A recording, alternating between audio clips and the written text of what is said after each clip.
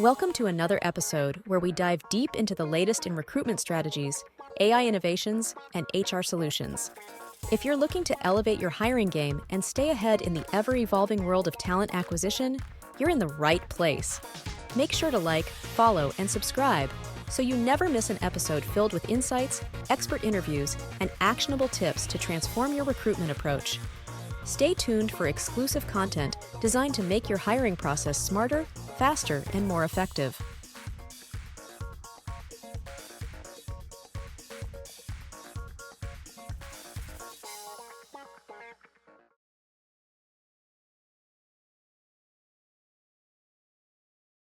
Recruitment with next-gen software solutions for companies. But we're not stopping there. We're enhancing the candidate experience with high-quality, bug-free application pages, real-time status notifications, and a supportive job board portal, designed to make job searches smoother and more engaging. Profilytic redefining recruitment for everyone involved. All right, so get this. Today's deep dive is a thought experiment. It's a total mind bender, really. Oh. Yeah. We're going to explore what would happen if, like, the U.S. just said enough is enough with all the imports and slapped some serious tariffs on everything coming in from overseas. Wow, okay. Yeah. And we're not talking small potatoes here. Yeah. We're starting with a 25% tariff. Okay. Then it, like, skyrockets to 100%. Oh. And then hold on to your hats because we're ending with a whopping 400% tariff. 400%. That's a pretty radical idea, right? It is, but that's what makes this so interesting. The source material we're looking at today digs into some, like, really big goals behind this whole thing. Oh, like what? Well, things like bringing back American industries, like reviving manufacturing here at home. Interesting. And then boosting wages for workers, making sure you're getting quality products. Yeah. And finally, tackling those trade imbalances, the ones we always hear about. I see. So it's kind of like we're playing a game of, like, economic Sim City, We're pulling these levers and watching how these tariffs shake things up. Yeah, exactly. It is a thought experiment, after all. We're not saying this is going to happen or should happen, but it's just, Right. fascinating to think about what could happen. Absolutely, yeah. Yeah. So let's hit that first lever, shall we? Stage one, a 25% tariff across the board. Now, I'm no economist or anything, Right. but my first thought is, like, wouldn't this just make everything we buy a lot more expensive? That's a very natural concern, yeah. A lot of people would probably think that. Right. But the source material suggests that this initial tariff, this 25% one, it could be like a wake-up call. Okay. Not just for the U.S., but for the whole world, really. I see. Think about it. A 25% tariff suddenly makes American-made goods more competitive, like overnight. Oh. So all those factories that moved overseas, suddenly coming back home might start looking pretty good. So more jobs here in the U.S. then? Potentially, yeah. And maybe companies would actually have to focus on making good quality stuff again, Instead of just the cheapest stuff they can get away with. Exactly. But here's where it gets even more interesting. This is where that global ripple effect kicks in. Okay. Other countries see their goods getting priced out of the U.S. market. Right. So what do? Well, they might have to step up their game. Oh, yeah. Imagine them, like, scrambling to negotiate better trade deals with the U.S. Yeah. Or even maybe raising their own labor and environmental standards to try and match ours. Whoa, okay. That's a pretty big shift. It is.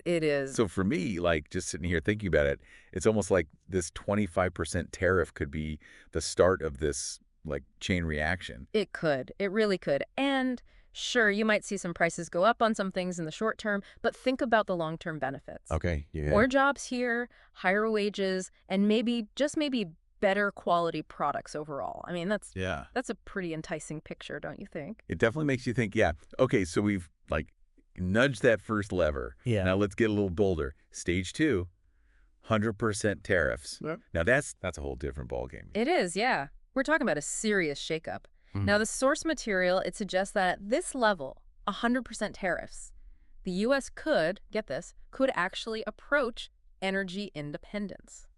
Really? Think about it. No more relying on those oil tankers coming in from halfway around the world. Wait, so does that mean, like, the U.S. could become a major energy exporter? That's exactly what the source suggests. Right. 100% tariffs on energy imports.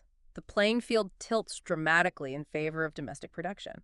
Wow. It could be huge, just huge for renewable energy development here. Okay, so that's energy, but what about like all the other stuff we usually rely on imports for? Right. Electronics, clothes, all that. Well, this is where things get, if you can believe it, even more interesting. Okay. Remember those SaaS companies, the software and tech company? Yeah. Basically running the world these days? Right. A lot of those are based right here in the U.S. And with a 100% tariff on foreign tech, Oh, wow. those U.S. companies, massive advantage. So no more cheap knockoff phones. Maybe, maybe not, but it's something to think about. Huh.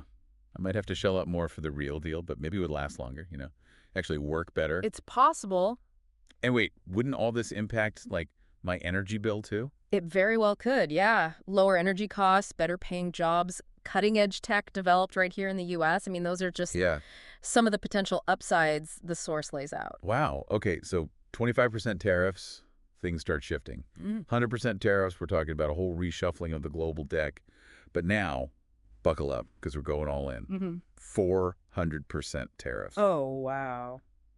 Now, this is where my brain starts to melt, honestly. Like, what does the world even look like at that point? Well, the source material has an interesting term for it. Okay. They call this the point where the U.S. achieves a, quote, neutral and inexploitable market, end quote. Neutral and inexploitable. It's a bold claim, for sure. But basically, it means the U.S. economy becomes so insulated, it's just running on its own terms. Okay, hold on. Neutral and inexploitable. Yeah. Can you break that down a little? Like, what does that actually mean for me? Just trying to, like, buy groceries and pay rent. Sure. Think of it this way. Right now, global markets are incredibly interconnected, right? Yeah. Prices fluctuate based on what's happening literally all over the world. Right. A drought in Brazil can send coffee prices soaring here in the U.S., just as an example. Yeah. But with these 400% tariffs, the idea is the U.S. market becomes way less sensitive to all those global swings. Prices would be determined mostly by just, like, domestic supply and demand, leading to, theoretically, more stability and predictability. So, on the one hand, we'd be protected from those crazy price swings we see now. Right. But on the other hand, it sounds like we're kind of cutting ourselves off from the rest of the world. That's the big question. And the source material doesn't, shy away from the potential downsides either. Right. It mentions this possibility of other countries forming their own trade blocs, essentially shutting the U.S. out in retaliation. So it's like a global economic standoff. It could be, yeah. And that's where things get really, really complicated. We're talking about potential ripple effects that are almost impossible to, predict with any certainty. Right. Okay, before we move on, though, there's one more thing I could ask about.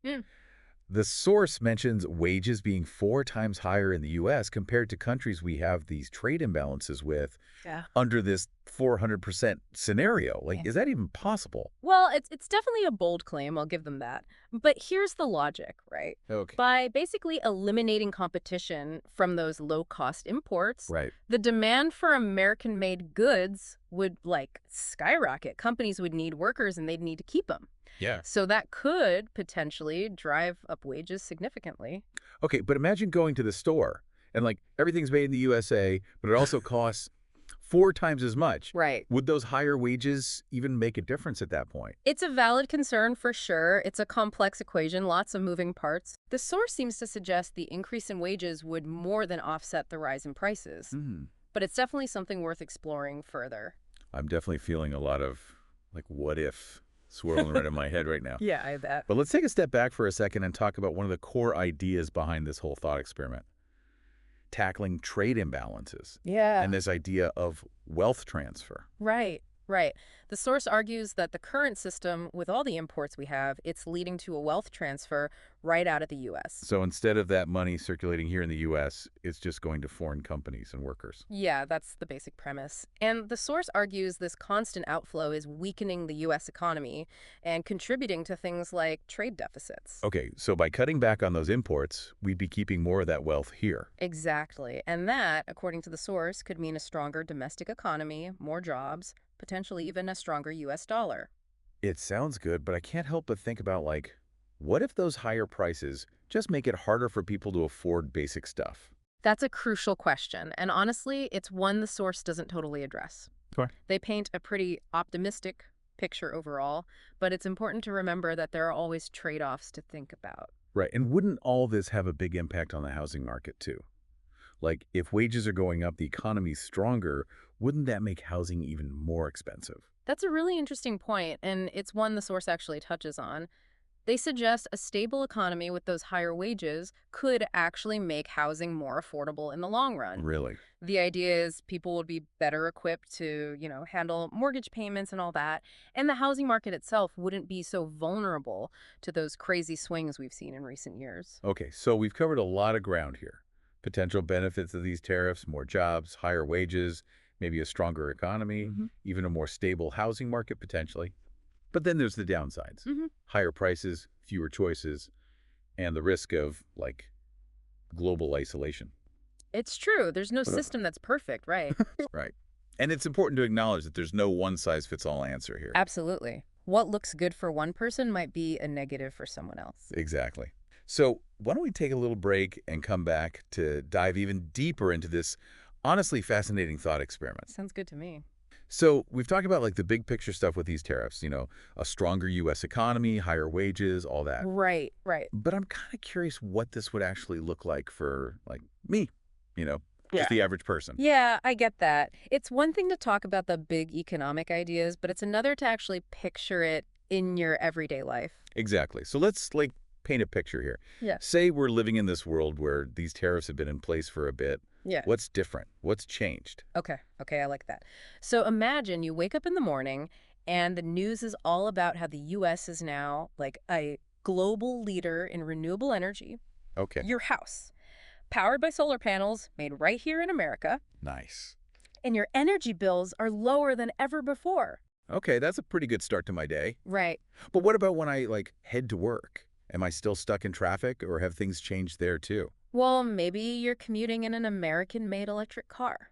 Yeah. Or maybe, public transportation is even better now, Okay. thanks to that booming domestic economy we talked about. Okay, I'm liking this picture so far. Right. So I get to work, feeling good about my low energy bills, my sweet ride. What about my job itself? Has that changed at all? Well, remember those higher wages we talked about? Yeah. You're definitely seeing those benefits now. Maybe you even switched careers into a higher paying manufacturing job, Oh, yeah. thanks to all those factories that moved back to the U.S. That's awesome. Okay, so work is good, my commute's good, making more money. Huh. What do I even do for fun in this new world? Well, maybe you head to a local brewery after work. Okay. It's thriving because there's no more competition from all those foreign imports. Or maybe you catch a game, root for your hometown team. Okay. Everyone decked out in American-made apparel. This is starting to sound pretty idyllic, honestly. It's an interesting picture, for sure. But I gotta ask, what about all that stuff I used to buy online? Like, what if I want a new phone or a laptop or even just some shoes? Yeah, that's where things get a little more complicated. Okay. Remember those tariffs? They're definitely going to impact how much imported stuff costs. And even if it's available at all, that new phone you want, it might be way more expensive now. Maybe it's not even an option because it's made overseas. So I'm trading lower prices and more choices for higher wages and a stronger U.S. economy. That's one way to think about it, yeah. But it's not just the economics either. Okay. The source material also talks about, like, this renewed focus on quality and craftsmanship. Remember, American-made goods, they used to be known for lasting a long time, Yeah.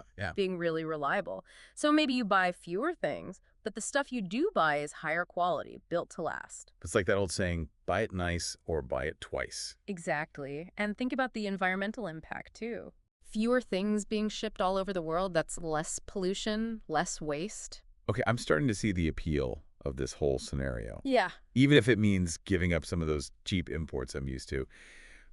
But let's be real, there's got to be some downsides. Of course. No system is perfect, as they say. One thing to think about is inflation.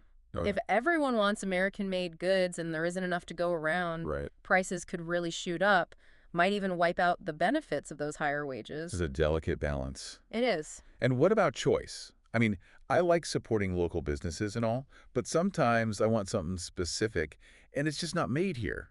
What then? It's true. You might have fewer options in some areas, Okay. especially for those specialty items or things that need specific resources, skills that we just don't have here in the U.S. I see. It's a trade-off. And what about competition? I mean, usually that's seen as a good thing, right? Drives innovation, keeps prices down. Yeah, typically. Wouldn't shutting out foreign competition just stifle that? That's a really good point. Honestly, the source doesn't really talk about that potential downside. They're mostly focused on like protecting those domestic industries, Yeah. creating a more quote unquote level playing field. But it's definitely something to consider. Okay, so it's not all sunshine and roses. It's not, no. There are trade-offs to think about. But overall, it sounds like this scenario could lead to a more like sustainable economy, Yeah. more equitable, maybe even more resilient, even if it means making some sacrifices along the way. That's a fair assessment, I think. And remember, this is all hypothetical. We're Right. not saying this is the way to go or anything like that. Right, right. It's just a thought experiment. Exactly. Just exploring what could happen. And it's important to remember that different people might have different outcomes too. Absolutely. What's good for one person might not be good for another. Exactly. What might seem like a positive for one person could be negative for someone else. It all depends on your values, priorities, your circumstances, really. Yeah, that's true. So before we wrap up this whole deep dive, there's one more thing I found really interesting in the source material. Oh, what's that? They talk about how these tariffs could actually impact, like, the global balance of power. Interesting. What caught your eye about that? Well, they argued that a more self-sufficient U.S. economy, it could actually make the world more peaceful and stable. Whoa, that's a bold claim. It is. So the thinking goes like this. Right now, the global economy is all about interdependence. Right. Countries rely on each other for trade, investment, resources. Yeah, exactly. But the source argues that this can also make countries vulnerable and even lead to conflict. I see. So a more self-reliant U.S. would be less vulnerable, less likely to get caught up in those conflicts. That's it. And by not relying on imports so much, the U.S. wouldn't have to, like, support regimes or trade practices it doesn't agree with. Okay, that makes sense. It's an interesting perspective, but wouldn't that also mean a more like isolationist U.S.? Yeah, that's definitely a possibility. Could even weaken its role as a global leader, maybe? That's true, and the source does acknowledge that. A more self-sufficient U.S. might be less likely to get involved in global affairs, even when it could be helpful. It's a tough trade-off. It is. More economic independence could mean more political independence, but it could also mean less global influence, less cooperation with other countries. Complicated, that's for sure. And it's important to remember that this is just one perspective. Absolutely. There are a lot of different viewpoints on this whole thing, and it's important to consider them all.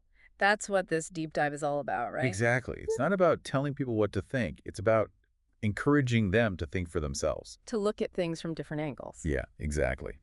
So let's shift gears a little bit and talk about one of the most, like, controversial aspects of this whole thing, the impact on global trade and international relations. Oh, yeah, that's a big one. The source definitely acknowledges that these tariffs would probably cause some problems on the world stage. Right. So I'm really curious, how do you think other countries would react to all this? This is a pretty big change in U.S. trade policy. It would be huge, no doubt, and I think you'd see a whole mix of reactions. Yeah. Some countries might be confused, worried, others might be straight up angry. Right. Some might see it as, like, the U.S. going against free trade. Others might see it as an opportunity. Oh, interesting. You know, to make new alliances, become economic powerhouses themselves. So it's like everyone's trying to figure out their next move, like a Yeah. big game of economic chess. Exactly. And honestly, it's impossible to know for sure how it would all play out. But one thing's for sure. If the U.S. did this, the world would look very different. No doubt about that. This whole thought experiment really shows how interconnected the global economy is, It does. and how even, like, domestic policies can have these huge ripple effects. They can. They really can. It's a reminder that what we do here has consequences everywhere. So as we start to wrap up this deep dive, I want to bring it back to the listener for a sec. We've gone through a lot of complex stuff today, We have. and I'm sure you've got a lot of questions. I bet. And that's a good thing. This isn't about giving easy answers. Right. It's about getting you thinking, challenging your own ideas, and talking about the kind of future you want to see. Well said. So let's take a moment to think about everything we've learned. Okay. What are the big takeaways from all this? Sounds good to me. Let's break it all down, see how it connects to your own life, the choices you make every day. So we've been on this journey, right, through this world where the U.S. goes all in on tariffs, Yeah. starting at 25, then 100, then bam, 400%. Right. We saw some upsides, like more factories here, higher wages, maybe even a greener economy. Right. But then there were those downsides, too. Yeah, higher prices, maybe fewer choices, and the risk of, like, starting global trade wars? It's a lot to unpack. It really is. I think one of the biggest takeaways for me is that, there's no easy answer here. Yeah, I agree. There's no one thing that'll fix everything without causing some other problems. It's complicated, right? It is. It's all connected in ways that are hard to wrap your head around sometimes. But that's what makes this thought experiment so interesting. It makes you think about those trade-offs, Absolutely. Every economic policy, there's going to be some give and take. And that's what I hope our listeners are taking away from this whole thing. It's easy to just hear protectionism or free trade and pick a side, but it's just way more complicated than that. It really is. There's valid points on both sides of the argument. So as we wrap things up here, I want to leave everyone with a question to think about. Okay. Imagine you're in charge now. You're the one setting U.S. trade policy. Ooh, big shoes to fill. What would you do? Would you try to protect those industries and jobs here, even if it means things cost more for people? It's a tough choice. Or would you focus on keeping those markets open, trading with everyone, even if it means more competition from countries that don't have the same standards we do? There's no easy answer. No, there really isn't. It's about thinking about what's important to you and what you think is best for the country, for the world. And it's about staying flexible, too. Right. Because what looks good today might not be so good tomorrow. The world's always changing. That's for sure. Well, thanks for joining us on this deep dive into the world of tariffs. My pleasure. We hope you found it insightful, got you thinking, and maybe even messed with your head a little bit. It's good to stretch those brain muscles. It is. So until next time, keep asking those questions and keep diving deep. See you then. Don't forget to like, follow, and subscribe to stay updated with the latest episodes and exclusive content designed to enhance your recruitment strategies. Are you ready to transform recruitment with AI? Introducing Profilytic, a cutting-edge SaaS platform designed to streamline hiring. Now you can be part of our journey. We've launched a crowdfunding campaign on Wefunder to bring this innovative solution to businesses worldwide.